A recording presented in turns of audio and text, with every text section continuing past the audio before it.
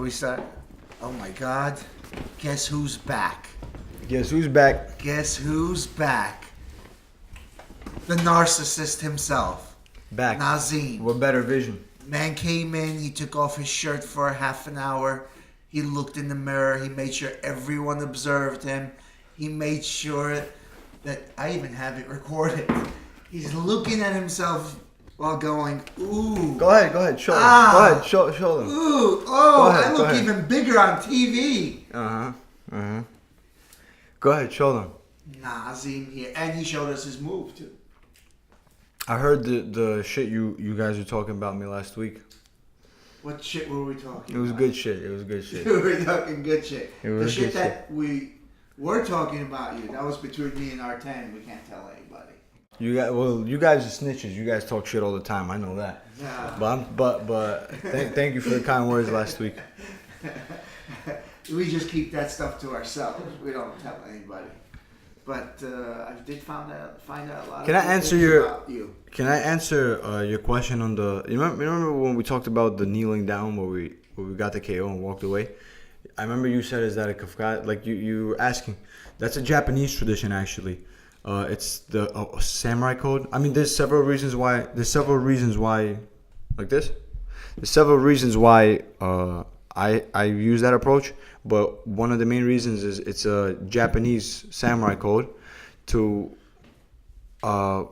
turn face away from a fallen enemy and kneel down. And another reason. While they're killing. No, while they're dead. So that's what I'm saying. A they KO kill is someone. They gotta. Yeah, and they walk away and turn their back. And another reason is I took a lot of inspiration from Mike Tyson. I don't know if you noticed, but he would never used to celebrate his victories when he got a KO that way either. And his philosophy, him and what was his coach's name? What was his coach's name? Yeah. No. Oh, Cuss. Yeah, Cuss. Him and Cuss used to tell him, you train for this. You train for this in the gym. You don't walk around. You don't run around celebrating in the gym. You knew this was gonna happen. So for somebody to celebrate a KO, it's as if you surprised yourself. You didn't know it was gonna happen. Well, dick or not, I like that philosophy. Every interview with him before, after his fights, I'm gonna eat your children. I'm gonna fuck this. I don't want to be here. He was an absolute dick. Yeah, but I'm talking about that philosophy with Cus D'Amato. I'm talking. The things he's done in his life. I'm sure they're. I'm not even talking about what people may or may not think if he got convicted of, but he was an absolute asshole, and he celebrated today because of it. And I think it's a bad day for the human race where we celebrate that sort of stuff. Yeah, You celebrate what? All the things that he's done on Wait, camera, what do you mean? all the things You're saying we celebrate? I mean, there was a time where he was in cross traffic and he rammed his car into somebody because they were stuck in traffic. He just rammed someone. Roid rage. That guy was on roids, man. Come on. Do you get Mike do you Tyson's get done. that? Yeah, I get it, but that's What not. if it was your uncle or your father or you? Sometimes it's even worse for someone you love than for yourself. This guy was an absolute asshole. Yeah, I get it. Okay? And I'm not going to sit here and say he did or he didn't rape someone. That's not up to me to. But the things he did do that we saw, he's an absolute douchebag. Today he celebrated. I know he's calmed down, but I mean, the world has let him go by doing the things that he does, and that's part of why people watched him in the first place, is because he was like an attraction. People looked at him as like this dangerous guy. Here, put him in the cage, put him in the circus, put him in the ring, and watch him go crazy. That's why people were. That's why he got the fame and the recognition as much as he did, is because people looked at him as an attraction, like a crazy guy. Here, let's see what this crazy guy can do. Did you watch that show that he had, like where he stood up and he spoke? It was on HBO. It's like old. It was more recent, right? Yeah. Yeah, it was like He's talking about how he knocked out Green, like in a street fight, put him on top of his car, was driving him around town and punching him, while he was driving. And people are laughing at this. what do you like mean on top of his car? Yeah. Like people are laughing at this. Like it's some sort of.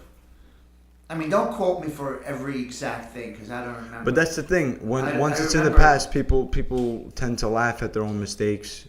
Laugh at the things where they messed up. He knows. How come we don't celebrate Demetrius Johnson? I don't know. But that was a fucking beautiful armbar 2 weeks ago. That was fucking amazing. That's really the pinnacle of MMA. What he's done, just his style, and what he's accomplished in the sport is literally the pinnacle of MMA. But as far as recognition and fame and his payday, is nowhere near. It says nothing or anything of that sort. Nothing near that. That's sad. It's really, really a sad situation. I'm sure he doesn't feel bad for himself. He's just focused on his goals. Right. But I personally would like to see him get paid more. I personally would like to see this guy get praised for what really matters in MMA, his skill. So it's because it seems nowadays that fucking MMA it's becoming like a little bit like boxing with the watches and this and that. I think it's the mentality. There's a fight going on in the a few days ago. There was UFC Fight Night. We'll talk about that by the way in a few. Okay. I think it's the mentality of the human race. Let me tell you about something that happened yesterday. I went into the bagel store. Had some food. Saw somebody that I knew. Said hello and stuff like that. His son was a former student here. Was one of the first few people to sign up, and I was like, oh man, if so and so would have stuck with it by today, he would have been a fine martial artist. And this is just the insight into the psyche of a human being. A non-martial artist. And he says, well, let me just tell you that I raised my children with love. They're spoiled, or what, I don't remember the exact word he used. It was something along the lines of, they're not tough. He didn't say pansy, but see, there was some sort of word. I can't remember what he used. But it implied that they're weak, that they're loving, that they're whatever. I can't remember exactly. And I said to him, I was like, I don't know what you're talking about. I was like, you don't have to be a tough guy to know martial arts. You don't have to hurt people. You don't have to... Actually, I was like, a real martial artist would never, would never incite violence. Yeah. It's not part of their Not being. everybody has a crazy story that's doing MMA or is successful in MMA. Not everybody has a crazy story where they were homeless and. I'm sure there are some guys who do know martial arts and they're total douchebags, like Mike Tyson was. But for the most part, martial artist doesn't have to be a tough guy. I agree. How many guys in jiu-jitsu? They're just.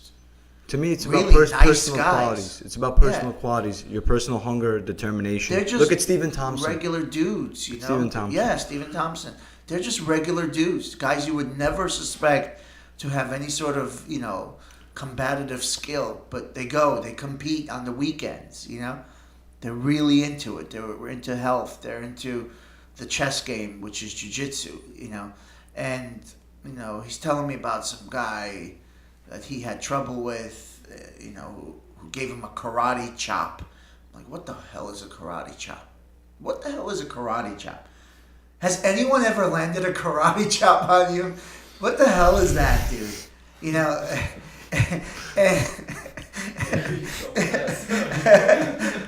And he's telling him about how he punched this guy in the solar plexus and he had to end it right there or whatever. And I was like, you know what, man?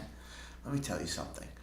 A real martial artist doesn't go out and make any trouble, They're not the guy you need to fear. It's the mentality of certain people that can never become a true martial artist.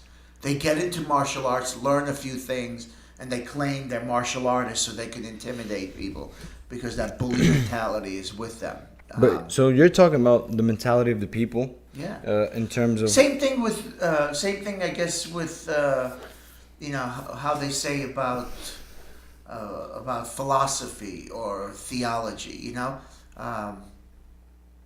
Show me how you read this book, and I'll show you what's in your mind, but you won't necessarily tell me what this book is saying. Do you get what I'm saying? And that's what it's all about. People have this idea of martial arts as being a sport or a group for tough guys. now it's evolving into something completely different, though. It wasn't that then It's either. evolving into this money thing and this and that. Well, people got to make a living. Until we come up with a system that keeps us all happy in some sort of beautiful utopia, people have to make a living. Well, listen. At the end of the day, it's who's at the pinnacle that's setting the example. So right now, Conor McGregor obviously is at the pinnacle. He's setting the examples. He's setting the bar. So anybody that's not Conor McGregor is kind of like, He doesn't, not flashy. He doesn't know how to talk trash. But Conor He's McGregor trying to is be not Conor an McGregor. asshole. How many guys? He's that not an asshole. You know how Nah. nice he is to people. But people like his asshole side. They're entertained by it. It's like a WWE thing almost. Yeah, he knows when to turn it on, when to turn it off. Yeah, it's a WWE thing. It's not his nature. He doesn't doesn't do the sort of things that Mike Tyson did. He was. But wait a second. Let's talk about the fucking. You know what I'm gonna say right now. Yeah. The Well, Weeknd. he did get caught the other week for saying something homophobic. Faggot. Yeah. Okay. He said all right, faggot. let me just say this. People, get your fucking panties out of a bunch. All right. We've been saying that word for such a long time. It's like something that came up in the last 3 years where we were It offended by does every not fucking mean thing. that he hates gays. All right. He uses that word. To imply that the guy is a puss and that you should take advantage of it. Yes, it's unkind. Yes, I understand that because of what he said, some people have to come up with the argument of this is not right because it implies negativity towards a group of people. All right, I get it. Bring it up. Enough with that. It doesn't mean he's a homophobe. Somewhere we're fucking up. We're doing something wrong. We're doing a lot of things right as a society, but we're also doing something wrong. Like just to get offended by everything nowadays, and we're doing something wrong. And I agree with you. It's like you just leave the guy alone. It doesn't. However he meant it. It's a conversation between him and his friend. If there wasn't a camera there and he was saying that and nobody heard, it's as simple as nobody would fucking pay attention. Nobody would know. Nobody would think that he's saying these things. He wasn't trying to be homophobic. He's not a homophobe. If you're racist or homophobic, that means you preach, you live these things on a daily basis. You preach hating gays. You preach hating another race, another religion. Right. But he doesn't live these things. He used a slur that in slang language can just mean something else. Absolutely. I've seen white people use the N-word, and I know they're not racist. You know.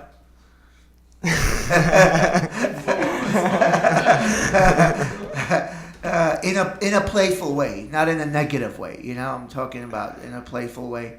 GSP.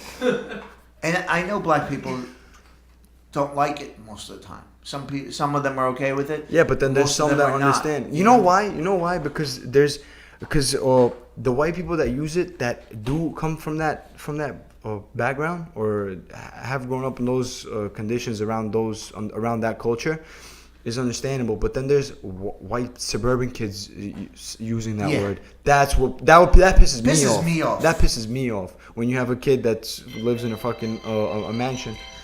That lives in a mansion and he's using the N-word. Right, Tango?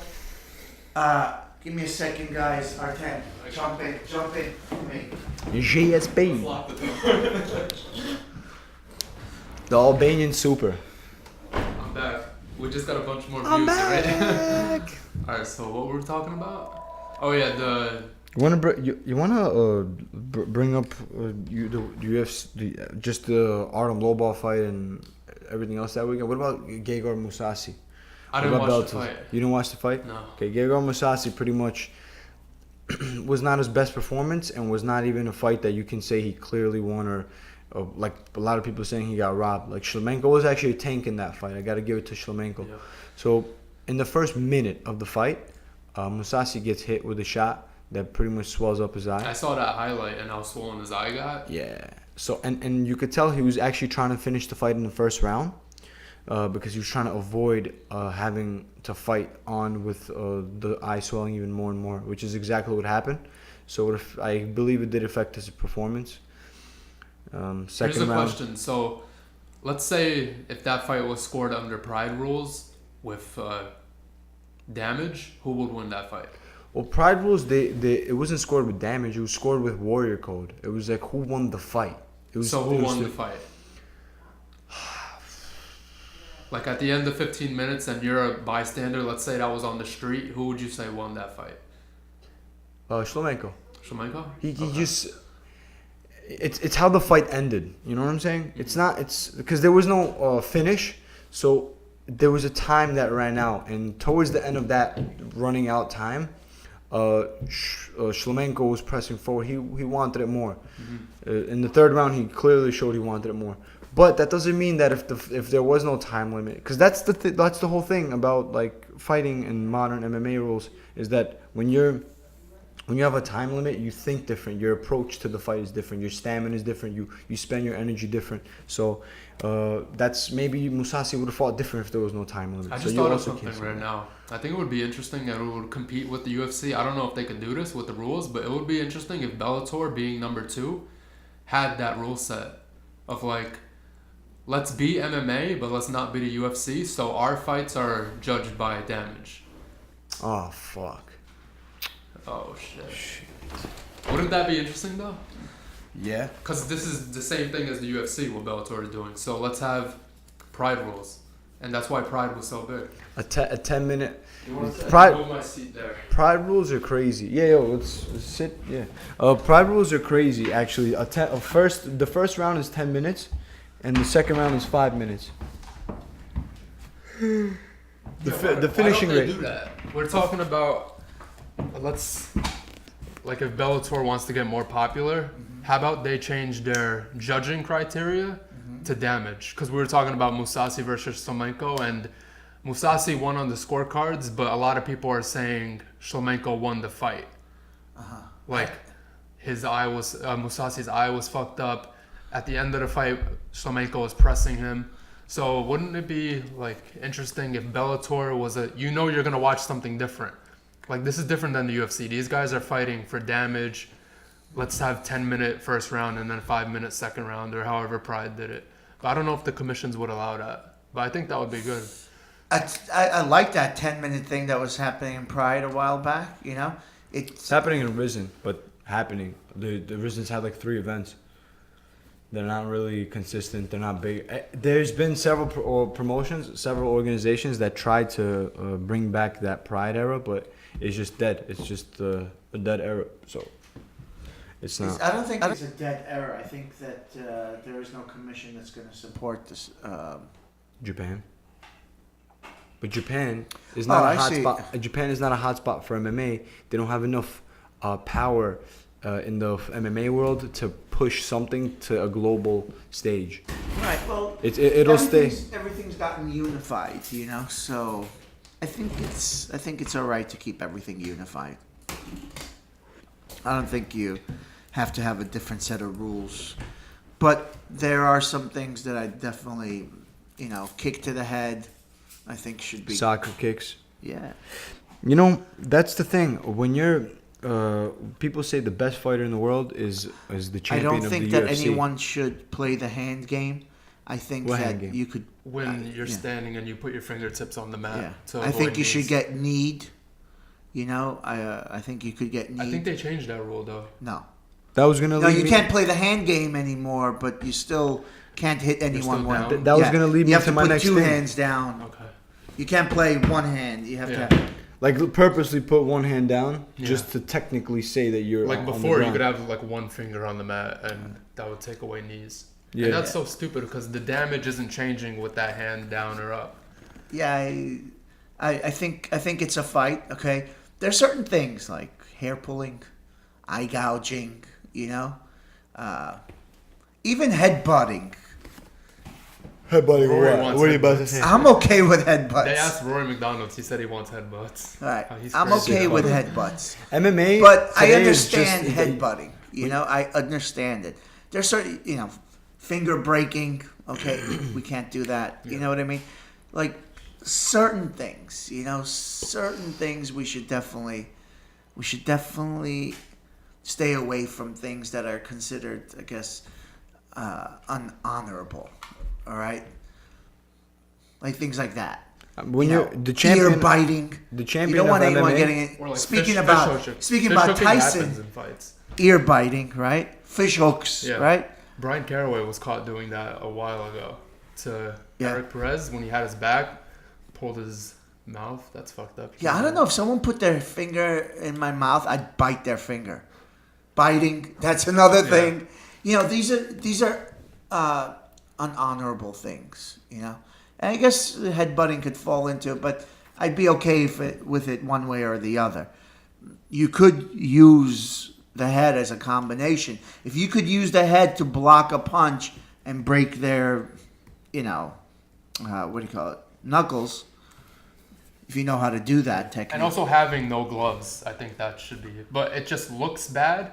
Like these No, guys you are should bare have knuckle fighting, gloves but on. it's actually the gloves are making you stronger. It's wrapping your wrist Yeah, around. absolutely. And if guys are wearing no gloves, they're gonna worry more about breaking their hands. so Yeah, they're they gonna are. pick their shots. Absolutely. No, you need to have the glove on. I would like for the gloves to, bring their hands out down like this, Curve them. so nobody, like a mitt type of thing. so Like that pride. nobody gets to, Like you can't Poke straighten your people hand. in It's the like eye. this a little Oh, bit. there's a curve at the end of the glove Yes. where the fingers are, Yeah. and it holds it down. Right? I Yeah, actually so didn't know. even if you like I to- didn't know Pride even had if that. you like to fight open-handed, at least your fingers are kind of facing down. They're not going directly into the eye. Yeah. What I noticed that there was a certain time where people were doing it on purpose almost as a technique, Well, eye poking. eye poking, and then there were people who were getting, it just happened to them by accident. But yeah, I think they need to. I think they need to, man up on the rules on certain things. There's lots of other things that are not coming to mind. I'm sure. I mean, changing the rule system is not a bad idea, but changing the judging system is a must. As soon as there's a rule change with a severe changed rule set like soccer kicks, we're gonna see completely different champions. Just because the champions of the UFC today are who they are does not mean that those would be the same champions if there were something as simple or it is severe, but something like one rule like soccer kicks. It doesn't mean that they would be the same champions. Like I feel like a Mike Perry would more likely be a champion with soccer kicks than who's the welterweight Because that's a champion? wild technique. Tyron Woodley. Because that's like, it makes it more risky. Like someone could fuck up a takedown and then the other guy just lands a soccer kick and wins like that. It's not. That's why I luck. don't love soccer kicks too much, because it's more like a street fight technique than like a MMA fight. I like today's Listen, MMA rules I because want- it minimizes luck. It minimizes luck. I want to give people. Exactly that, yeah. I want to give people. Yeah, it minimizes luck. That's why I Yeah. like today's MMA rule set. But that doesn't determine the best fight. It does. No, wait a second. but- That we're saying the same thing, but we're meaning different things. I'm saying the more it resembles a street fight, minimizes luck. You're saying the more rules minimize luck. Yes, I think Right. that's what he said. That's, Yeah. We're saying different things. I think that more it resembles a real fight, minus the dishonorable things. Yeah. I think that they should kick, knee down, whatever the situation is. It's a fight. We're trying to determine Guys, who is the shoot best right back. fighter. Sorry. If you got a situation Arten, if you got a situation where you're starting to use, and people do that, they use the rule system, okay, to win fights, then you don't have a fight. Yeah. Do you get what I'm I saying? get what you're saying. It's more like a scores. They're trying to score points, or they're trying to use a system Yes. to get an advantage In their favor, yes. Yeah. And that's what I'm against that. You know what I mean? Like when it comes to jiu-jitsu, you know, I like the fact that Abu Dhabi says that you can't pull guard. Do you understand? Yeah. You're gonna have to fight it out. You know, if you're a grappler, you're a complete grappler. I don't want you just to be the grappler who takes the back, or just the one who attacks the leg, you know, or sits down on the floor. And, you know, be a complete grappler. You get your chance to go on the ground, you know. You get your chance to wrestle. You get your chance for everything. It's not when people go to these grappling tournaments, they're not necessarily no-gi jiu-jitsu.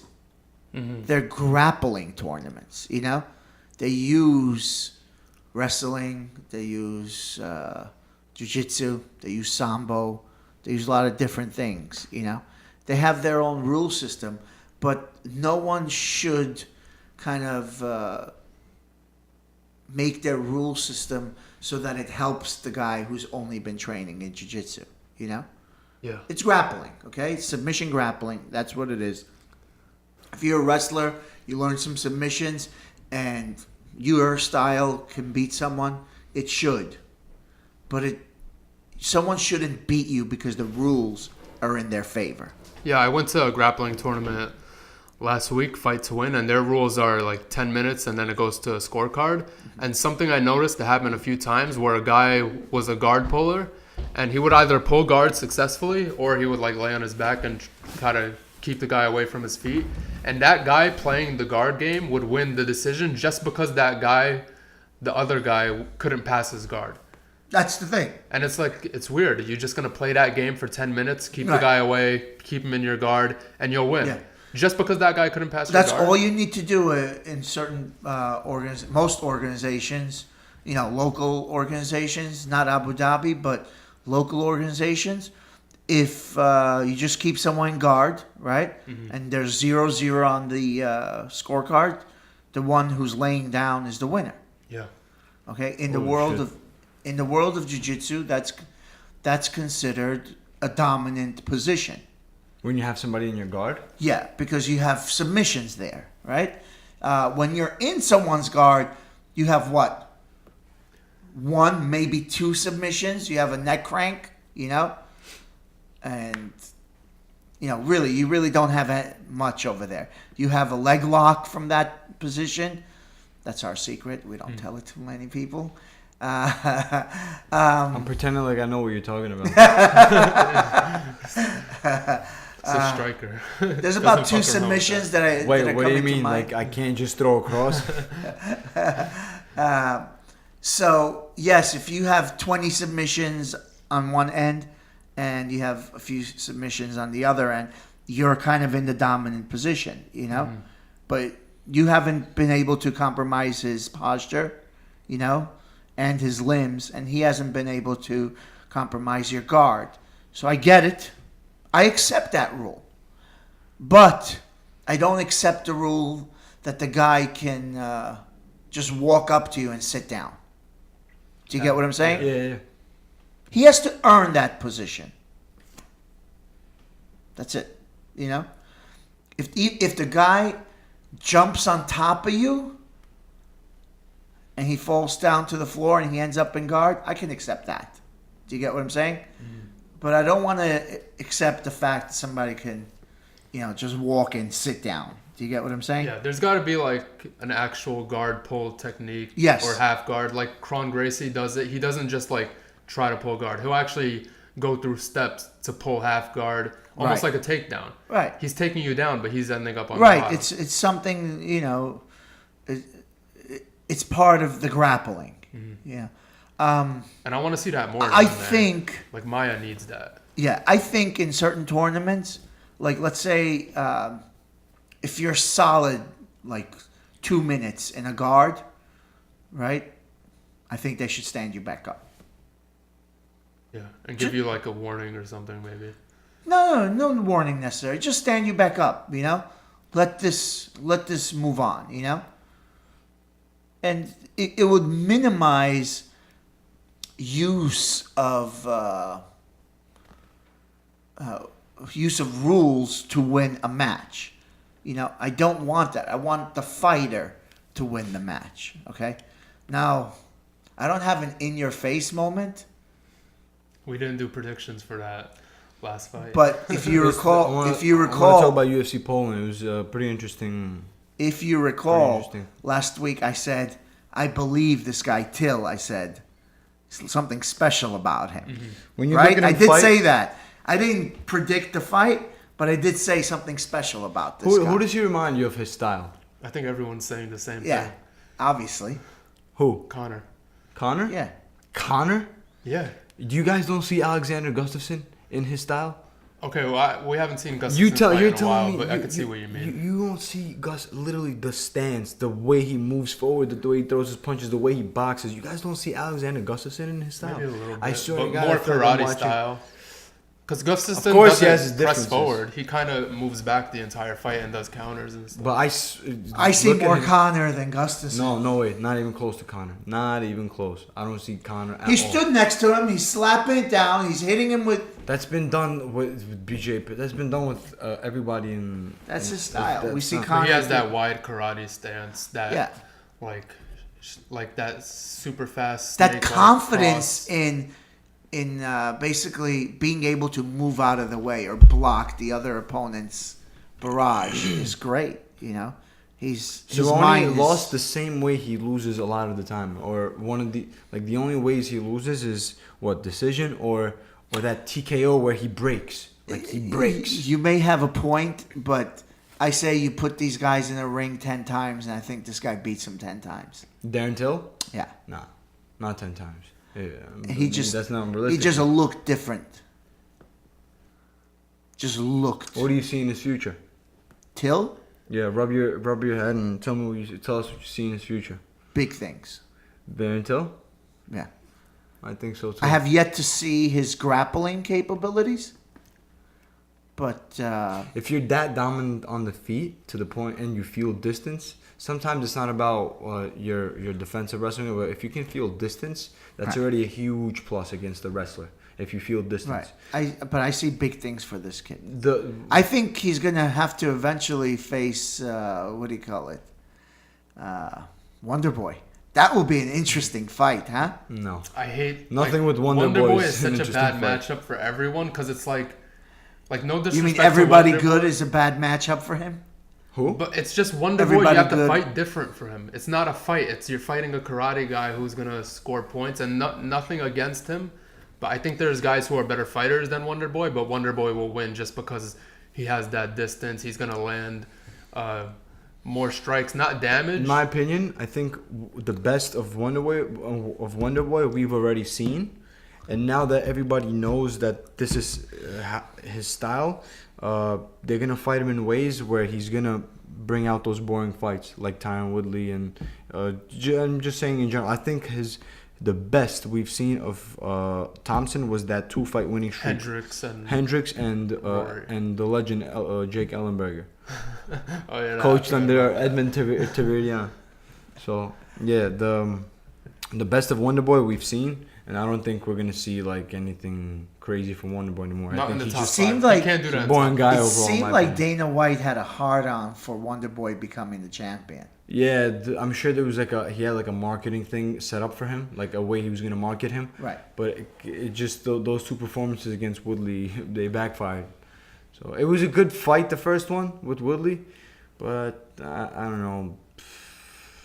I like Woodley more than Thompson. They say Woodley's boring or whatever, but he fought two specialists. Woodley's he fought a not karate guy and a boring. jiu-jitsu guy. In my opinion, I like Woodley as an athlete, at the way he carries himself, and as a fighter, he's good too. But It's not the So most when you- exciting thing. Yeah, when you fight specialists, that's kind of what happens. I would like to see him. One thing I can clearly say I know Willie's doing wrong is he's not throwing combinations. He's throwing 1-2 shots. And I know he had an injury in his last fight, but just in general, he actually doesn't. Listen, throw we got Dos Anjos. Versus Robbie, and they took a picture together. They're like the same size. Rafael was almost like a little bigger than Robbie. Like this way, or are you talking Just height? like no, height they're is the 5'9". same height. They're pretty much the same height, but Rafael is stocky. That's going to be a really close fight. You got Rafael coming up in the 170 division. Mm-hmm.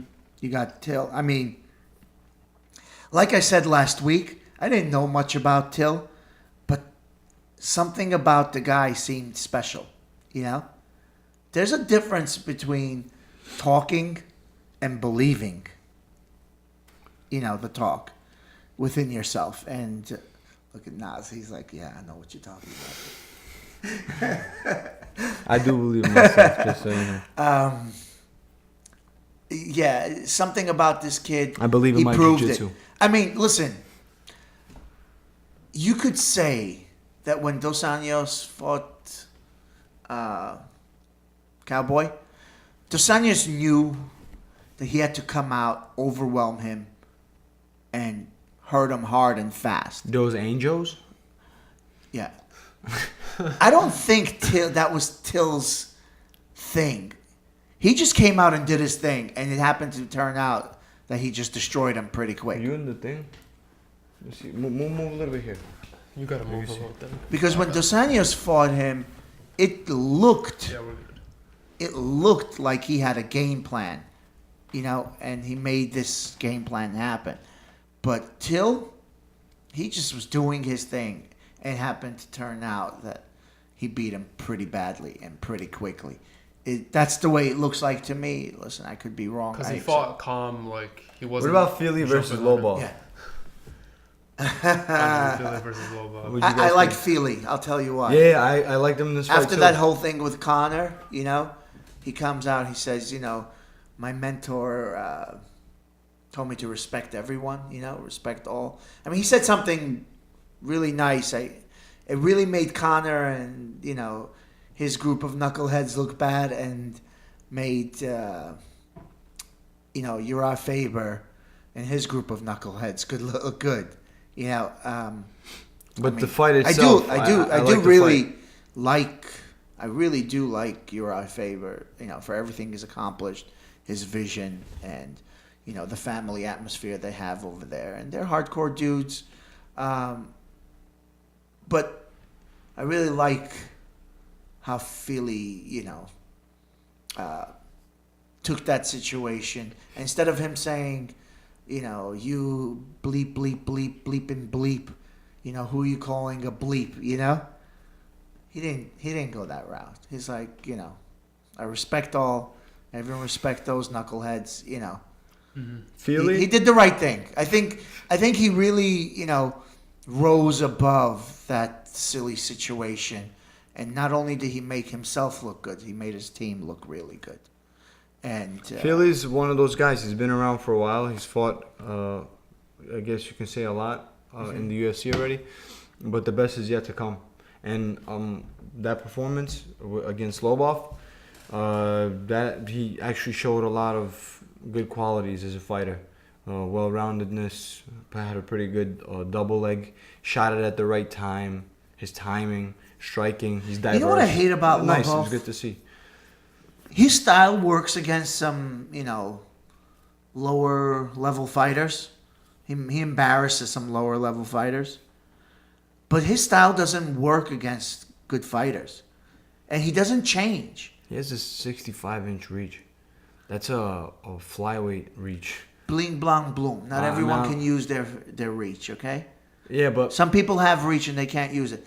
Listen, forget about Yeah, what... I'm not that's talking true. about whether he can use it or not. I'm talking about... He has this extremely strange, weird, hands-down style that may work against some silly fighters, you know, who are catching W's by ramming people, you know? But, you know, intelligent fighter won't fall for that BS.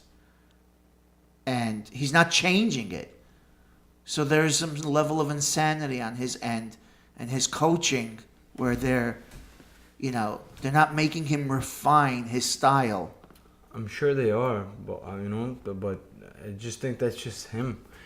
He has like a stupid approach, in my opinion. It's like a dumb approach. I know he's trying to do his own thing. Nobody wants to be looked at as like riding the coattails of Conor, but doing that, you're doing exactly that. You're making yourself look like just somebody's sparring partner. He just looks like Conor's sparring partner when he's in there. With the throwing the hands up. Okay, you did it once, twice, but it's just and he's not the only one in that camp either. And SBG, let me just say this. For all you up-and-coming fighters, if you're happy with being the sparring partner of a really good guy, your career is going to go down the drain. You can spar with those people, but you can't be his number one punching. Yeah, it's like he's trying to be someone else, but not himself. I'm not talking about him. I'm just saying. Anyone. It seems like a lot of people that I know, they train with one of the best, and they can't grow because they're always under the shadow of someone else. But I'm not saying that other good guys should not spar with other good guys. That's not what I'm saying. I'm just saying, you can't be under the wing of someone. Where he only trains with you. If you're gonna fly, you're gonna have to fly. Outside. You should have many great sparring partners. You should have many sparring partners that aren't great, because you learn a lot about yourself through bad technique as you do through good technique. I'm not talking about yours. I'm talking about the other person's. If you fight only good technique guys all the time, you're always kind of climbing the uphill battle.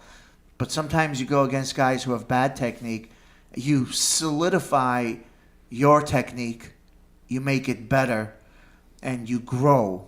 Because not only are you making your technique better, you're learning things that other people may do, which you can't see because they have other good techniques that don't allow you to see this bad thing within them, So you need a little bit of both. And unfortunately, the guys who only train with one guy who's like a champ or top threer, they always seem to be kind of like behind. That's just what I've seen. I'm not saying it's 100%, but that's just what I've seen. 100%. Everyone I know. Nice to see Conor's loyalty towards a guy like Artem, though. No matter he has loyalty towards everyone on his team. No matter what his record is, no matter how he goes out, he supports him as if this guy's like world class. And and deep down inside, I'm sure they all know he's not, but they're still gonna have that loyalty, that support, which I like. I would do the same for my teammates. Unfortunately, a lot of people are. But I train with animals, so a lot of people are judged by their wins, and they're not judged by their losses. And yes, he's embarrassed some guys, who are supposedly good fighters, and they come out of good camps, and he's made them look like crap. But who said they were good fighters? Their camps? Well, who are you talking about? He has 2 wins in the UFC.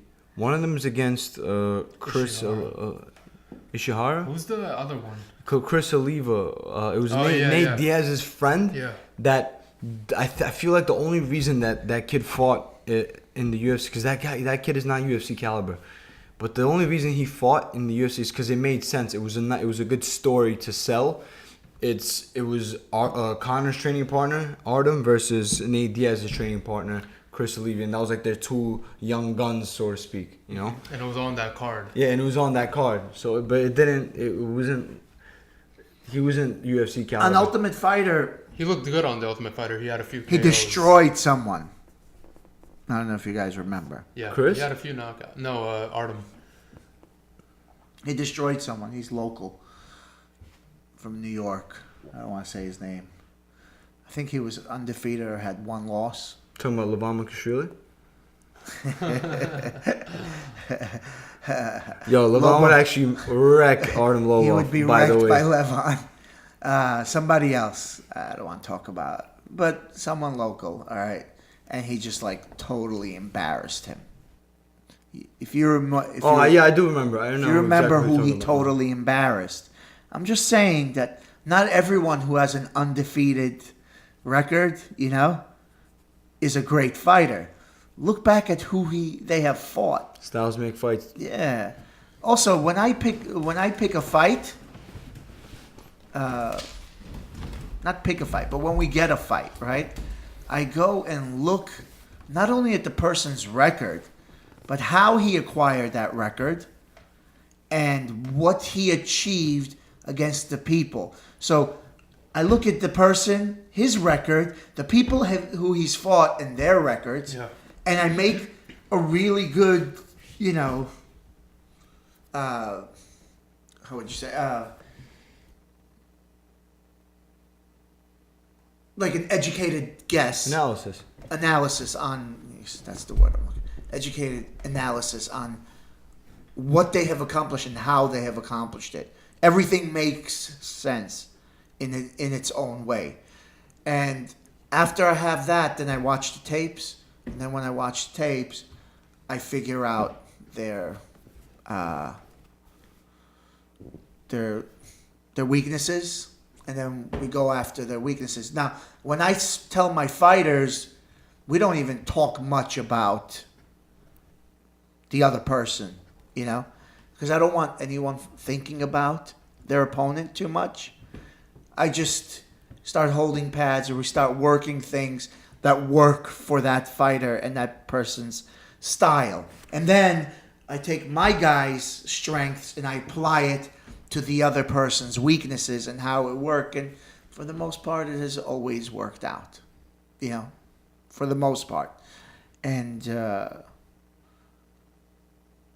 it's just a lot. There are too many guys out there. Greg Jackson of Mutant MMA.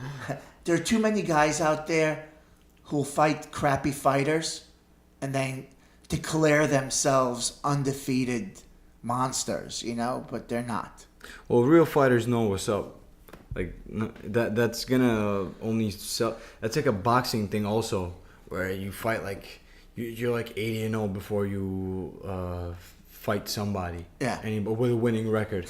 And not even. And then you get destroyed because you fought all scrubs. Yeah, well, I'm exaggerating about 80-0. Nobody was 80-0. I thought you said 8-0. Oh no. Yeah, all right, I know. What it's like 28-0, 27-0. There's So guys what like I'm that. saying is, you need both. You need some strong sparring partners. You need some weak sparring partners. Not necessarily weak, but you know what I mean. All kinds, just you, different. You need all different kinds. Everyone has their own style. You have to be able to read many different types of rhythms, types of fighting styles. Some speed-based, some strength-based. That's why I'm a believer of how the Soviet athletes, Soviet fighters come up. They have strong amateur careers. So when they go into pro, it's like there's nothing they haven't even seen. The only thing that changes is the minutes get longer, which works. Yeah, they're in your going to benefit refine at that it point. too, because some of them have too many fights. I love having had a strong amateur background. I'm going into pro, and I know that there's no opponent in the world that's gonna do something that I absolutely haven't seen before. So I'm a believer in strong amateur backgrounds, and so are a lot of so are all the Soviet fighters. Of course, you got to make your mistakes there. Yeah. Or your triumphs, you know? Whatever. Even if you lose in pro after having 300 amateur fights, it's still okay. Losing's part of life, but it makes it that much better when, like Lomachenko, I know he's a special case, but Lomachenko is a guy that's 9-1 or 10-1, 11-1, something like that, you know what I'm saying? Mm-hmm. And he's world class, like one of the best. He's not one of those guys that had to go to like 39-0 to get his confidence up to fight somebody with a winning record, Yeah. So Lomachenko, is on another level. The combat sports is about challenging yourself. Right. Every fight has to be something that's going to bring the best out of you, in my opinion. Yeah, absolutely. A confidence builder and this and that. Yeah, I mean, I guess it's okay for 1 or 2 fights, but an entire career of that, I'll tell you. I took my kids to a fair, Halloween fair. So I had no idea that this show was going to be on early. So I only watched the last fight. Walk me through some some good fights that happened this weekend. And then let's also talk about UFC Poland? Yeah. Yeah. Let's also talk about the up and coming Machida fight. Oh, Machida. I'm happy. I'm glad to have him return finally. Yeah. I'm He a needed fan that of his. time off. He did. But I think we'll see. We literally have to wait and see. needed What is it. it, Saturday? He we literally had have some to wait bad and see. losses. Yeah, but we literally have to wait and see if that's gonna work against him. If Father Time passed by him, because he took the time off at a really late age. He's 39 now. So it's not like that's necessarily going to be a good thing that he took 2 years off from the age of 37 to 39. You're supposed to be looking at wrapping up your career around that age. I don't think Machida's going to look too good. If you took the time off at 27 to 29, that's a different story. Like John Jones came back and looked better than ever after he took after he had that 1 or 2 year layoff. Derek Brunson is just always dangerous. Yeah, I feel like this is going to be like the Romero-Machida fight. Obviously, Brunson isn't as like explosive and finishing power of Romero, but I think he's going to finish Machida. That actually really upsets me to say, but I can see that happening. I would like for Machida to come out and pull a Karate Kid or some kind of highlight reel knockout. But, A prime Machida destroys Brunson though, because Brunson keeps his chin up. He's a guy who is a wrestler. He runs in and gets countered, and he's slow too. Lyoto's gonna land that like short punch that KOs him, like he did to Bader. But right now, I think Brunson is gonna win this fight. But just because Machida is a good guy, he's a nice guy, does not mean he gets any slack. But Prime Machida was also on steroids. Are we doing in your face moment? I got Brunson. You got Brunson? Who are you calling for? Machida, just because I want him to. I have whooped the last 4. Congratulations. I have guessed everything right. So Congratulations. In your face. Machida, I want Machida to win. I'm telling you who I want to win. So I'm gonna go with Machida. Spinning hook kick round 3. That's really specific. There's a pretty good card I haven't seen. Damian Maia, Spinning hook kick round 3. John Lineker. I'm going for Machida. I'm gonna say Machida. I want Machida to win. I feel want like him Machida's to. my uncle or something. He just has that. Yeah, I want that him attitude. to win, and I think he can win. I'm going for Machida. Let's just see how he shows up. But We can't say let me anything. just say this. That if Brunson wins, I'm not going to be like, whoa, travesty, you know? Listen, I just think that Machida will do it. Brunson's a cool guy too. We've seen him in Fight live, right? Yeah, we've seen him fight live, and we've seen him at the open workouts and stuff. He's just a cool dude. Yeah, He's but a I'm cool going dude. I like for Brunson. Machichi. What's the 53% KO ratio? The Ralph Macchio of the MMA world. Machida never had those brawl knockouts where he just lands a except for, bomb. like, And all his Rashad knockouts Evans are calculated. was like a brawl, but he had him hurt. No, but it was very calculated. Even that exchange, he literally picks every single one of his shots. There's not a shot wasted with Machida. He doesn't just swing 5 punches accurate. and expect to land one because he has that power or something like that. He just precisely picks his shots, sets it up, baits his opponents in. Who else is on that card? We got a local Gordon This guy. and Diaz. Diaz fought Levon. Hakan Diaz. Hakram Diaz. Hakram Jared Diaz. Gordon is fighting him. I'm for the local guy. Yes. Well, number one because he's local. What they're two, fighting because- 155. These guys. I thought, but they were 145ers. I guess Where does it say? Oh yes, that's right here, 55. they're fighting 155. I guess. Jared actually looks pretty thick when he's walking around. Yeah, He's yeah. a pretty thick guy. It's a tough cut for I him. saw him in 45. CFFC and he looked like Yeah. it was a tough cut. You said. It's a tough cut for him. It's not easy for him. I'll tell you that. Hacker Wow. and Diaz also went up.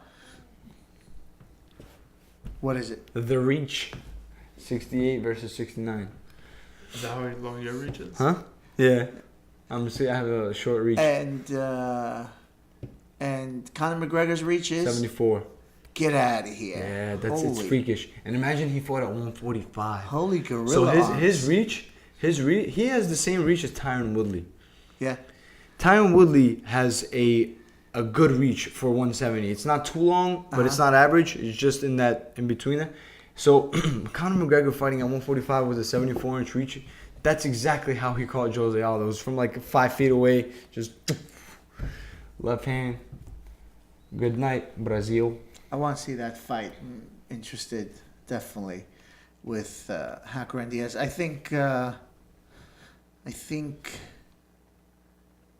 he went up because they're all suffering over there at any.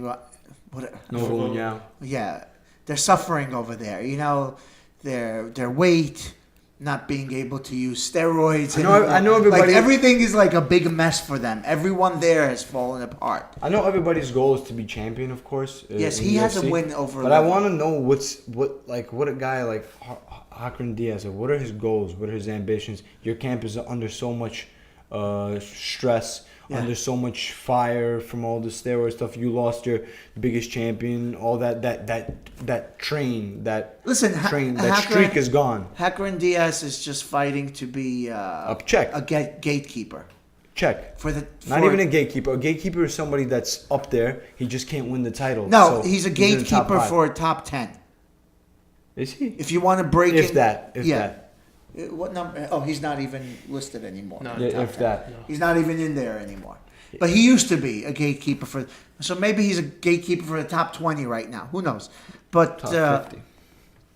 You know, he Top has a win 100. over Levon, but we know Levon was fucking sick when he fought him, and even that win was controversial to a lot of I people. thought Levon won when I watched it. Yeah. I thought Levon won. That was before I was training with you guys and stuff. Yeah. So whatever, it's done. Whatever's done is done. But Lineker is fighting. Yeah. Oh, man, Lineker is got the 63 weirdest inch. style. I would never teach anyone do this. You know, I would never say do this to anyone. Yet he does it, and he beats so many people with this ridiculous style. Yeah, but Of hook. that's his thing, and his coaches must have like a bro mentality, or even if they don't have a bro mentality, some coaches just know that this is the attitude of the fighter, and you don't only work with the fighter's all style. he throws is 2 hooks. That's it. Well, look at his reach. It's 63 inches. He's not a guy that's gonna find his range with this and bang a right straight down the middle. He's not a guy that can do that. Yeah, but he kind of has to have the style that he has. He has this low center of gravity. He's short, stocky, super powerful, strong chin. That's the recipe for the style that he has. I think that's the perfect style for him, especially at a weight. What's this at? 135. 35, yeah. Yeah, 135. He's a short guy. How tall is this guy that he's fighting? Vera. The guy he's fighting He's 5'8". is like good in a strange way. 5'8". Yeah. So he's pretty decent in height. What do you go? Lineker's like 5'4" or something, 5'5". 5'3", I think. Yeah. Yeah. So, So he's short, but I'm just saying he has this weird left hook, right hook, left hook, right hook, left hook, right hook style. And I've seen guys, who weren't bad strikers try to go at it with him, and they just fall under. He overwhelms them. Yeah. They fall under this hook technique where Barrage. it doesn't matter how many straights you throw. Remember that? Your hand's open. Your head is open. What are you talking about? Francisco Rivera versus John Lineker. Remember that? What do you say to a guy who does that? To a guy that does Yeah. hooks like that? Yeah. What do you say to Vera? Where that this guy's striking style is just hook, hook, hook, hook, hook, hook, and then he'll go to the body sometimes. How do you stop a guy like that? Jabs, front kicks. Yeah, but that's stopping him, not beating him. You have to always want to finish. You have to always want to win. Like that. Head kicks. You can. 'cause He's a short guy, so landing that. And he has head kick knockouts. I would say no matter what, no matter how you fight the fight, everybody, his camp, Rivera's camp already knows his skill set. I would say one thing: don't let your ego get in the way. Don't start exchanging. Not because he's dangerous or whatever. He is dangerous. Well, he is dangerous, but That's not why I would tell. Like if as a coach, I would never tell my fighter, "Oh, he's dangerous. Watch out for the hooks." That's the stupidest advice that anybody. I think the former champ. I would just say did don't a let great your job with him. Mixing it up. With brawling takedowns. with Lineker is unnecessary. Is what I'm Right. trying to say. He mixed it so up don't with let your ego takedowns. get in the way Yeah. of wanting to brawl with the guy just because he's brawling with you and puffing his chest like, let's go, brawl with me. His fighting style says that. So however you fight the fight, just don't let your ego get in the way against a guy like Lineker. I think you have to have a mixed martial arts game to beat this guy. Yeah, TJ Dillashaw style. TJ Dillashaw style. Diverse, mix it up. Mix it up, You're not yes. just gonna fight him on the feet. You need to fight him on the feet and on the ground have and to mix it jiu-jitsu up. and wrestling. You have to mix it up with him. Because the guy doesn't stop either. Right. He's a guy that brawls nonstop from the opening bell to the closing bell. Yeah. He does not stop. He wants to keep brawling and works against a lot of people, but eventually people figure you out and then they know what you do. And if you don't grow, if you don't change, then everybody's got your number. Lineker got his TJ broke Lineker's jaw, and Lineker was hitting his jaw or something like that, telling him to come on and come punch me. Let's go. Oh, Maya's fighting. Yeah, Colby Covington. Okay, that's gonna be cool. I love Maya. I love watching him fight, even if his fights are, 1 minute long. I just love the technique he uses to get into it. It's pretty quick turnaround too. Munoz and Font. I like this guy, Rob Font. He's a Mark Delagrati guy. I think he could be like Yeah. What weight he'd class be is in the this? top 10 in the future. 135. Cool. He's really good. Has good boxing, good jiu-jitsu. Talking about Fort? No, Rob So Font. Miller- I was just looking at the statistics. That's why. Miller and Trinaldo. That's gonna be a good fight. Just stylistically, I think it's gonna be a great fight. Yeah, it is a good card actually. Thiago Santos. I like Jim Miller, man. I like Jim Miller. Jim Miller is. Yeah. I just He's a like scrappy him. dude. Yeah, I just like him. Scrappy dude, doesn't give up. Santos Doesn't and care who he's fighting. Hermanson looks like your boy Putin. Who? Oh, that's He looks like Putin's uncle. Thiago Santos. He does look like Putin, right? Come on. He's from Sweden. Yeah. Putin is my cousin. Who else we got? Prelims. We got Price. This dude looks like a fucking Chin- character. I like Luke, man. Luke is such a solid striker. Is he? He's He's from The Ultimate Fighter. Yeah, Yeah. he has a very very skilled stand up. Like it seems like he must have had like dozens of kickboxing and Muay Thai bouts before this. He has like a strong base, like a Joanna Jędrzejczyk type of base. Yeah. Yeah. That would be So cool. even though he only has 18 MMA fights, he probably has a solid striking background. Carlos Jr. and Marshman. This guy Carlos Jr. is he's got this. He's on thing where steroids. He's a huge 185. Yeah, I don't he's know how the huge. Fuck, he looks like a heavyweight. He's big. He's actually been at 170 before. Steroids, man. He's big, but he has these moments where he wins and then he loses. He wins, he looks really dominant, then he loses. So Shit, Jack. I don't know. This is going to be a pretty decent fight, and then another Dos Santos, Zaleski Dos Santos and Griffin. All right. I've seen this guy, Dos Santos, but I've never seen this guy. I've seen this guy fight. Eliud He's really good Zaleski actually. Dos Santos. I remember he's really good. Who? This guy, Zaleski Dos Santos. I remember he's really good. Yeah? He fought not too long ago. It's a quick turnaround for him. He fought, I think, 5-6 weeks ago. I saw him fight. No, I think you're thinking someone else. I think I know who you're thinking about. It's not the What same weight guy. class is this? 70. 170. I think that guy you're talking about is 155. Yeah, 155. 155. Yeah, no, it's a different 45. guy. It's a different guy. He just, yeah, this guy's. But look at his name, Elizu Zaleski Dos Santos. That's quite His a nickname name. is Capoeira. Quite a name. Oh, You shouldn't even have Capoeira. a nickname when your name is already that crazy. Oh, it would be nice. I would love to see a Capoeira guy, like really apply Capoeira to MMA perfectly.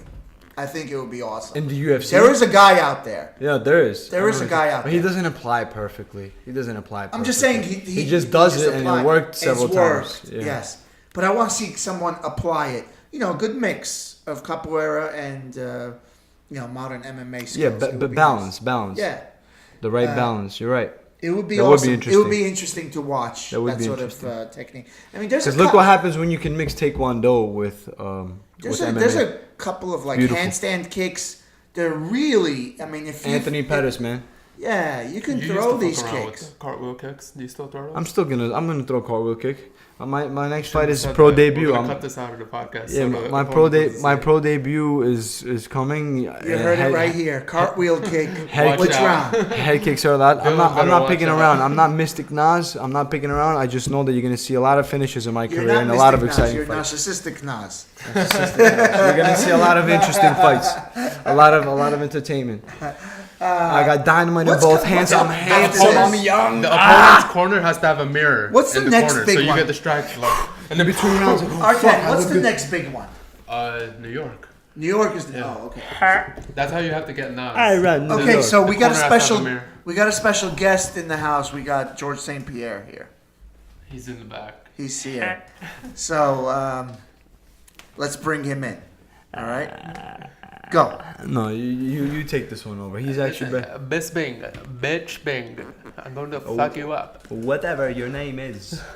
Come on, get closer. Get closer. Whatever. You know what's funny about Are you GSP? drunk? Are you intoxicated? Did you hear about this Mark Hunt situation? Hey, How he got pulled out of a fight because of he was talking about brain damage, and now he said, "How is GSP fighting when he's talking about aliens?" Like, who said that? do you think that's a serious thing? Because even Joe Rogan was What do you saying. mean? Wait, he got pulled out So of a Mark fight. Hunt got pulled out of his fight with Marcin Tybura because he did Mark an Hunt interview. was He was- okay. He was supposed to fight, and he got pulled out, and Verdum is fighting Marcin now. But Because the he reason spoke about brain damage. because he spoke about he's experiencing brain damage, and they're very concerned about that. I could try to pull it up, Really? but he's pissed off, and he goes on these rants calling Dana White a fuck. Like No, he went hard on in that the post. Instagram. He Yeah. went What an hard. Mark awesome Hunt- dude. He went goes hard off. on that post. He doesn't give a fuck who Dana White is. He comes off as a nice dude, and not that he's not, but he actually is very savage. And from people that have met him that I've spoken to, they told me that he's one of the weirdest people they've ever met. He's a very strange guy, and if you actually look at his past, his growing up, how he yeah. grew up, it's Him and his- brutal. It's him and brutal. his siblings. It's brutal. It's brutal. It's brutal how he grew up. Really? Yeah, fuck with his head, and that's why he is the way he is, probably. And then he was. But if he saying- has brain damage, it's probably from that Bigfoot fight. Bigfoot and Lesnar. Bigfoot and Lesnar. Lesnar hit him with those bricks. yeah, so this is what Lesnar he's doesn't saying. have crazy like hands, but he hit him with a lot Oh, of he those says that shots. UFC doesn't care about fighters' health. Why let GSP fight when he's talked about seeing aliens? And you know Joe Rogan on his Oh, podcast okay. has said that. Now I get it. So I'm assuming. He's trying to say GSP has a little damage too. Like we're all a little fucked up, you know. No, that's not damage. I'm sorry. If someone believes that this universe, which is full of billions and billions and I trillions believe of in stars, that there might be some sort of life out there, is not crazy. It's actually as sane as they come. But if you, I believe in No, but aliens. people are concerned about when GSP talks about losing time. They're saying like that might be brain damage. Because he's absorbed the most strikes in UFC history. right. So he's GSP? trying to GSP. make a That's a comparison. crazy- And that you know what's a doesn't fit. crazy stat? That's In the- his last 3-4 fights, so Carlos, Nick, Johnny Hendricks, he's absorbed more strikes in those 3 fights than he has in his entire career before that. He was so dominant before those 3 fights, where he was still dominant up until Johnny Hendricks. But he came out of those fights. But he fucked came up. out of those Yeah. fights fucked up. Yeah. Scary And sport, Bisping man. is going to be Scary Bisping- sport. You gotta approach the recovery the right way. You gotta You gotta take all the right procedures. You have to be on top of your own brain scans and everything. Yeah. It's a dangerous fight. This is a life ending, or it's not even life ending. Look at what Gary Goodrich is going through. Dementia. That's scary. That's You mean a scary dementia? Dementia? Dementia. Is that how it's pronounced? Yeah. Dementia. Is there dementia though? No. Oh, okay. So dementia. It's just dementia. written as Yeah. dementia, but okay. So dementia. It's a scary fucking thing. The guy has to take pills to not kill somebody. Yeah. Because his meter over there is fucked That's up. why people say OJ killed, because he had he went on a rage. You have to. It's like brain damage could give you that rage. 2017. You got to take all the right steps to recover and Yeah, make sure I you wonder step if in the the thing that they're saying it's That's better why to nobody- spar without headgear, because when you have headgear on, you don't move your head enough, and you take a lot of hits to the head, so all those things add up. That's a topic that is a coin flip. Honestly, I personally prefer to wear headgear, but that there's also truth to that. Also, it's a coin toss with that one. I mean, you're sparring, you're taking strikes, and you're giving strikes. It's pretty much whether you take shots or not. It's gonna happen. You're gonna take shots in sparring, and you're gonna take some hard ones here and there, unless you cut sparring out and just focus on pads. And some athletes, like me personally, I know that if I didn't spar in a camp, I would still come out and it wouldn't affect my performance. I would still be able to fight. It's just a confidence Yeah, thing. Robbie Lawler does all his sparring like months before his camp. Yeah, I like mean twice. I'm sorry, months before his fight. Yeah, like twice. Because he Right. said, I fought for 20 years. Why do I still need to practice fighting? And I I feel- know how to fight. And He I said feel that at such a young age, at 23, I already feel that way because I have that strong amateur background with a lot of amateur fights. So I actually feel like that at 23. I'm going to spar for a little bit more, but I'm not going to be sparring for too much longer. I'm just going to focus on other detailed things. It's going to come to a point where I'm always going to look to grow, of course, but it's going to come to a point where I'm not really going to change anything major. It's just going to be about getting my muscles to react, my stamina I on think point. you should spar at least once a week. I don't care. Listen, it may work for some people, but no, you need to spar. It's a different sort of. It's a different sort of breathing. It's a different sort of cardio. And True, if true. you want to be ready for your fight fully, once a week I think is fine. I'll don't tell have you to- one thing, Tango. Yeah. My stamina has never depended on sparring. Like whether I did or didn't spar did not affect how my stamina was. The longevity of my stamina is when I go running for 8-9 miles. That's how I have that 4 or 5 round fight capability, or how you guys say it, cardio freak. And then my explosive stamina is for those short bursts, like for example sprints or strength and conditioning or high paced pads or something like that, or intense jiu-jitsu or wrestling. That's what holds my stamina together. It's not the sparring. The sparring is good to be able to just put things. It's a stimulation of a fight. The more sparring experience you have, the more fight experience, so to speak, you have. But if you have a strong amateur background with 150 amateur fights, and you don't spar in camp, it's not really gonna take much away from you. You know what I'm saying? I disagree. You disagree, but you have to somehow agree, right? Because there are guys out there that are as successful as they come and they don't spar. Who? I'm not saying you don't have to spar Who or you doesn't shouldn't spar. You Who should. doesn't spar? Well, Robbie Lawler, Donald Cerrone are just two guys. That's Donald just two. Cerrone spars all the time. No, not anymore. He hasn't sparred for Okay, over so a he year. stopped 2 months ago. That doesn't mean No, a anything. year ago, more than a year ago. He did great in his last fight. Well, that's because he's taking shots in the. Okay, listen, dude, you need it. Okay, In your That's one opinion. fight. In your opinion. you need it In your opinion. in everybody's. I think it's good, but I don't think you need it. You need it. I will do it, but I don't think you you need need it. it. You don't need a lot. I agree. You don't need a lot, but no, you Like need Eddie Alvarez, for example, it has like, what do you say, 150 sparring rounds first camp for Dos Anjos or McGregor, I forgot. 150 rounds Oh, of that sparring. didn't help. That's fucking crazy. And what, did that help you? No. You sparred, Here's yeah, the great, thing. but it Here's didn't the help thing. you. Here's the thing with sparring. When you spar, it either ingrains within you all your bad techniques, okay? So if you're sparring too often and you have a lot of bad techniques, you just keep ingraining your bad techniques into your actual fight. So that's why it's better to spar. Think about it for a week, you know what I mean? Think about where your problems are, grow, change, apply, and then come back to it. But when you're sparring, 4 or 5 times a week, 3, 4 times a week, what happens is what you're doing is you're never really growing. You're just working. So in a sense, you kind of get used to the cardio of the fight, but you don't really grow from the fight. But if you spar once a week, you know, if you did well, you're putting all the things that you work on, like all your all your reactions, all your strengths and your everything that you work on, you just basically put it to the test. yeah, So there is oversparring is not a good thing. Definitely. Oversparring is not a good thing. Right. First of all, you don't get paid for sparring. Right. First and foremost, you're taking shots for not. It doesn't matter if you get dropped or not. When you take shots, even a simple jab to the head, your brain rattles. And Right. even if it's a little rattle, it's not going to damage you, or you don't get a concussion. It's gonna pile up. I am okay with class sparring, where it's not hard sparring. You know.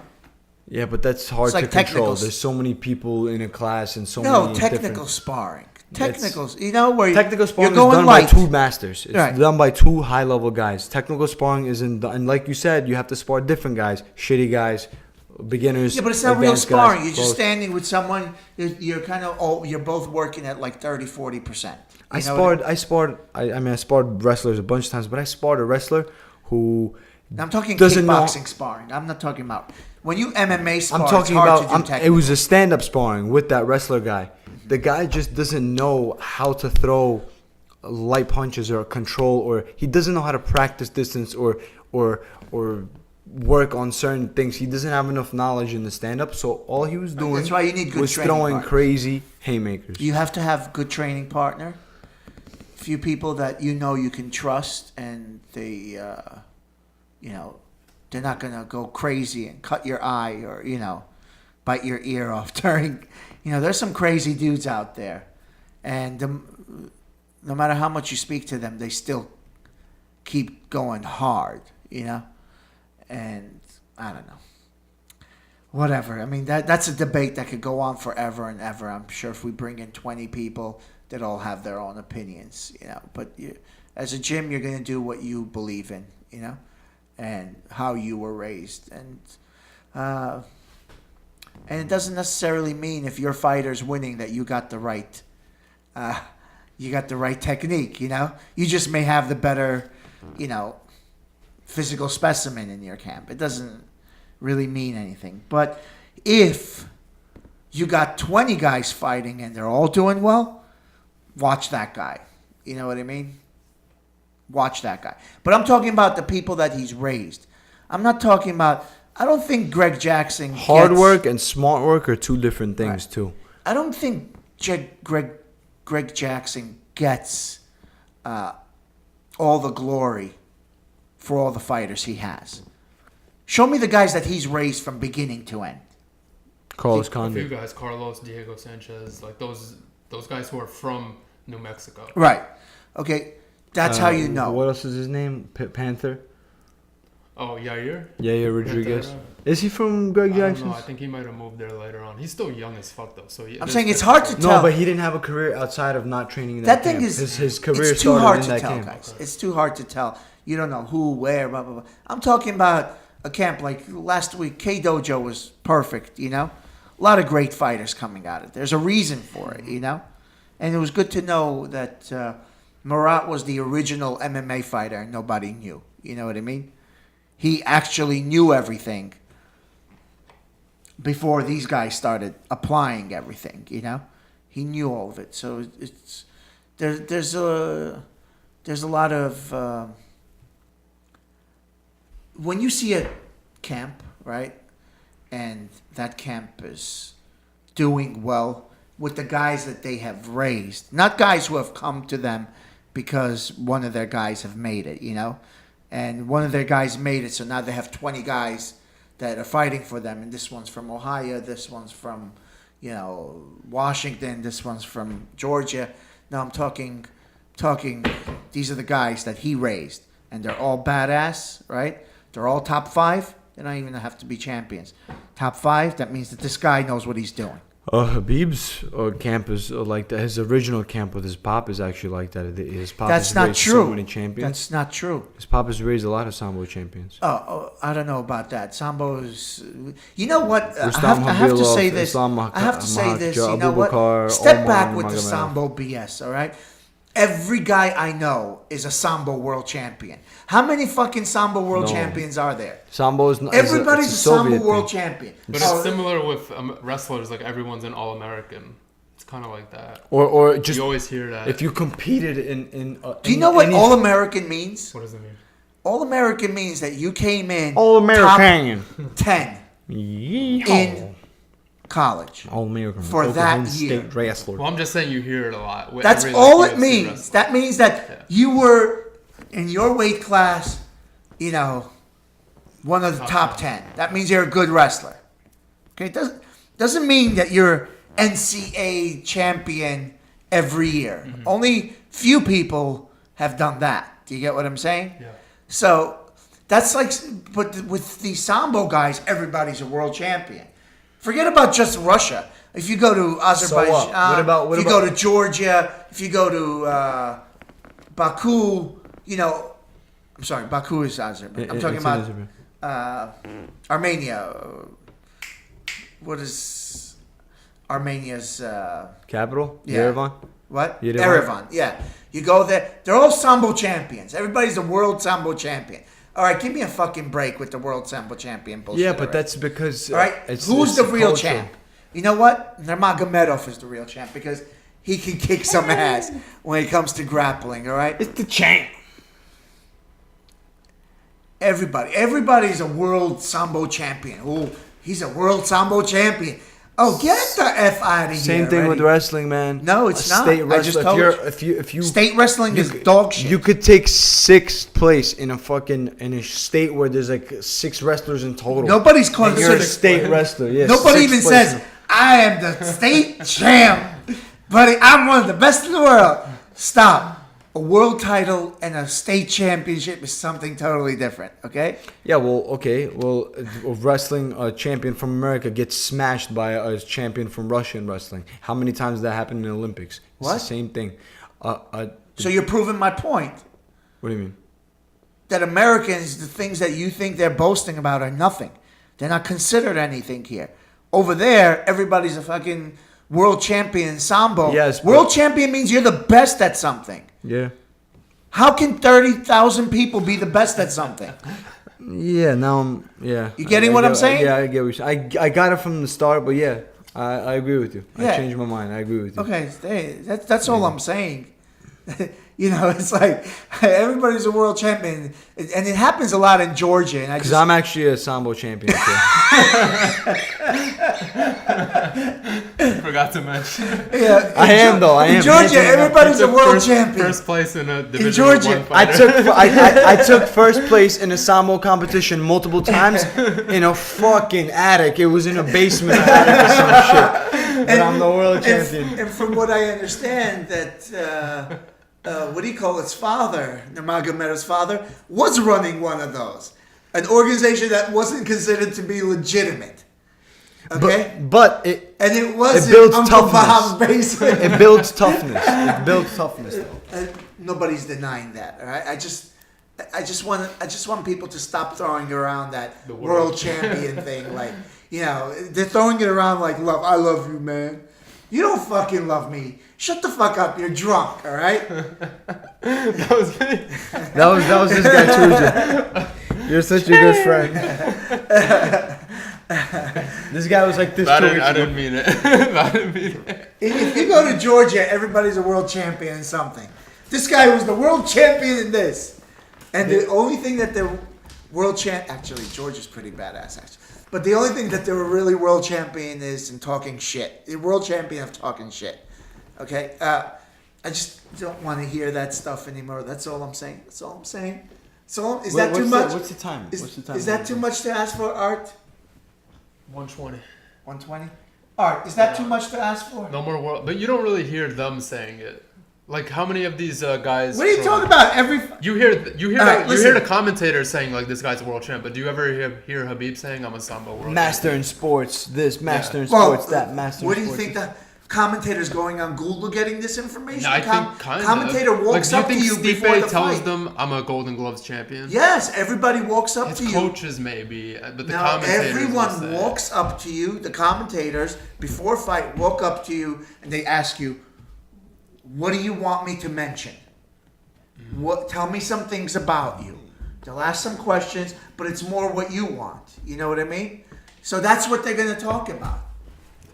I guess, You didn't yeah. know that, right? I know. Well, because Brian I've been Stann to the says he UFC. I've been interviews to them. these, and they ask you. I've seen guys in the Golden Gloves absolutely look like they do not belong there. Like they shouldn't even be fighting an amateur boxing bout, but they're Golden Gloves competitors, you know. Right. So it's like that's in their resumes. They go Golden, and forever that will forever be their I resume. feel bad fought for the guys Golden who Gloves. fight the guy who actually wins.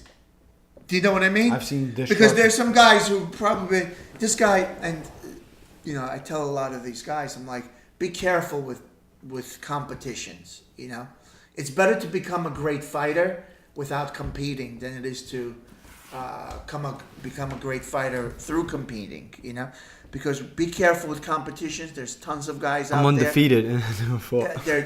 They're 10 years in the game and they go into the beginner levels. Do you understand? You know, they say, "Oh, I've been serious about it for 1 year."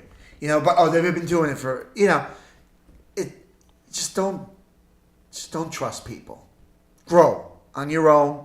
When you feel you're ready, when you've gone to enough gyms and you're holding your own everywhere, that's when you should start your career. You shouldn't. That actually describes where I'm at. That describes where I'm at. Seriously. How did I know you were going to talk about yourself? What? I said that describes where I'm at. I wanted to go pro for a long time, but until I got that. I'm feeling talking for even myself- starting your You amateur guys were telling me to turn pro a long time ago because I have skills, but I didn't want to grow in pro. I wanted to step into pro. I'm ready talking about to starting your win a amateur world career, title. but yes, you could have started your pro career. But you know what? Worked out for the better. Your trip to Thailand, and I've seen this happen to a lot of people.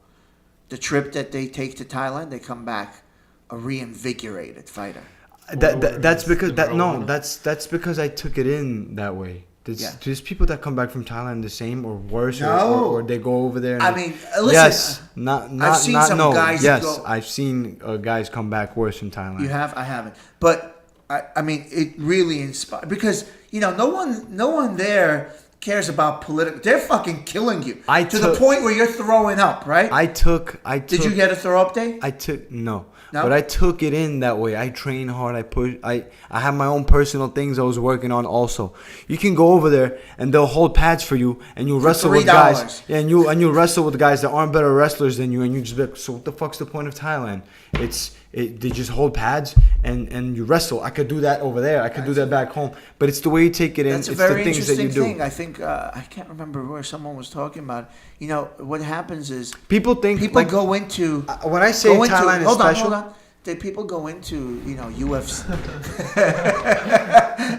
People go into UFC. Some of them, and they're like, these are just regular guys. Why did I think that they're gonna be? I think Barat mentioned that last week. Like, it was not that hard. I couldn't remember where, but they're just everyone's a regular guy. There are some super amazing dudes. There are some super amazing dudes, like the narcissist. He's really super amazing. Me? Oh yeah, I forgot you're the narcissist. He's a sweetheart in real life. They're just humans, but I'm saying, you know what? If you're the guy who's on YouTube taking theories, if you're the guy going to different gyms taking theory, you're the guy sparring different people, if you're the guy going to different places and adopting different techniques, you're gonna do well, because mentally you're strong. The guys who just want to fight, they're not mentally strong. They'll break somewhere down the line because the body breaks down, but the mind, I'm not saying that the mind doesn't, but if you got a strong mind, it will keep your body going. Yeah, I get that. Do you get what I'm saying? You will know exactly when to eat, what to do, how to train, how to Mental sleep. diet. That's what Shannon Briggs said. People How need to to go on a sleep mental is so diet. important. No more negativity. Anyway. Fucking millennials. We old school, man. You're old No school? millennials over here. We old school. You guys considered millennials. That's it. We were just on the way here. We'll talking bring about- some millennials here. Yeah, we'll bring some millennials. You talking shit that we're millennials? We'll bring some millennials over here. Man. Oh my God. I have 2 kids yesterday in class. They spent pretty much out of the 8 rounds that we did, they spent most of the rounds just standing going like this. They're gonna watch this talking shit. Oh, I tell it to them right away. And I have renamed the younger millennials migrainials. They're millennials that will give you a migraine. Migrainials, okay? Oh, this modern world is really fucking certain people's minds up. And then we have a kid named Sammy here. He is, Yeah. he's awesome. Some kids have that. Yeah. I'm not talking about just skill. I'm just saying he's sharp. He's there. He's constant. But you can't always look at things in Oh, this but I way. remember I had to tell him. I remember when he started, I was like, "You talk too fucking much. Stop fucking talking." But he's a great kid, and I told him yesterday. I'm like, "You give the migrainials a good name." He's part of their age group, but man, their heads are just somewhere else. It's insane. Yeah, you guys are a little more old school. You think different, but yet I'm a still. wolf. We are wolves in a world full of sheep. That's why my nickname is Black But Wolf. there's a lot of sheeps out there with wolf mask on. Yeah, there's a lot of sheep out there with wolf masks. Basically, it doesn't matter what I say. Or it doesn't there are matter. a lot of wolves out there with sheep masks on. Okay, Maybe. That would be Yeah. you trying to be like. he low looked key- straight at me low when key he said with- that. But it doesn't matter. No, you didn't what understand. You say. It doesn't matter what you preach. You didn't understand what I said. It doesn't matter what you preach. Over time, we'll all see who's who. True. There's a lot of people that talk. What, We'll you all see didn't who's understand who. what I said. You think I was talking about you. You said there's a lot of sheep with wolf masks. No, he said there's a lot of wolves with sheep mask on too. All right. The true wolves, right, have sheep masks on. Black sheep. I get that. Do you understand what I'm saying? Yeah, I do. That's All right? interesting. So if you're the guy walking around saying how badass you are, you're probably not that badass. Well, I only say that shit in front of you guys. I don't say I'm badass, but like the shirtless thing, that's something I do in front of you guys. I literally am Like not you like have to that do the that world. if in this game. It's in my promotion, like his Instagram. He has to put that out there because he's in the business. But what do I But don't he's even not put doing that it in out the there. gym. He's not in sparring saying I'm the best. I expect I expect people did to you- understand my. I expect my friends of all people to understand my humor when I say when I'm cocky. I'm not cocky to even Instagram or I don't promote myself as cocky or anything like that. My goal when I get up there and I'm able to reach out to millions of people is to teach them because we spoke about this earlier in the podcast. The guys that are at the pinnacle is the people that we're gonna look up to. So if Conor McGregor's wearing watches, talking shit, this and that, that's what people are gonna want to be. And it doesn't have to be like that in order for there to be success. That's why when I get up there and I'm I think reaching you're out to- more. I think. I want to I teach think humble. you're going to. I think you're going to eventually grow into an intellectual. You're not a Conor McGregor type. You're something else. Can't wait till you find yourself. I'm not. I absolutely am not. That and people tell me I look like, I sound like, I walk, I fight like him. That's not a compliment to me. I know they don't understand, but that's not They a don't know any compliment to me. better, I don't take I'm that not as even a talking. I'm just compliment. talking about. I absolutely No, but there are people who said want that. to be nothing like him. Not because him, but I want to be myself. I want to achieve success. I want to Everything- achieve things with. I don't know. All I'll tell you is every 5 years I look back and go, shit, I was pretty stupid 5 years ago. Yo, we gotta train. We're gonna train a little bit right now. And that's fine. Every 5 years, I still grow, and that's what tells me I'm kind of on the right path. Do you get what I'm saying? Yeah. Because I'm growing. Because when I start When I say I don't need to grow anymore, that's when it's a problem. Anyway, guys, good talk. I think we got serious this week, right? Yeah. For a change, we got serious. Lot of lecturing. Next week we'll talk about dumb shit again.